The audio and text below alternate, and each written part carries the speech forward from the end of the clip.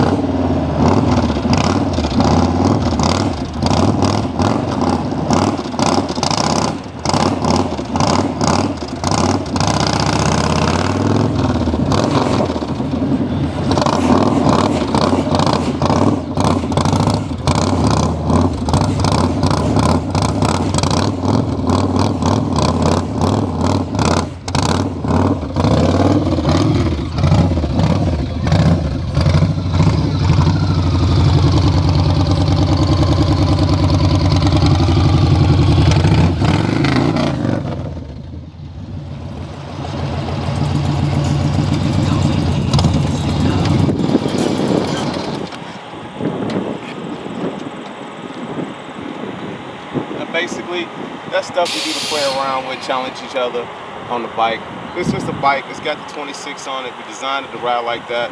Now you've heard some people saying you don't need trees, they got some other different trees going. Though none of them will prove that it actually prefers right. You've seen high speed riding with us on the expressway, you've seen cornering, two-up riding. So if you really want to be safe, then go ahead, purchase the correct kit, do it right the first time. This is Giovanni, Senior Designer Blacksmith Motoring channel, signing off.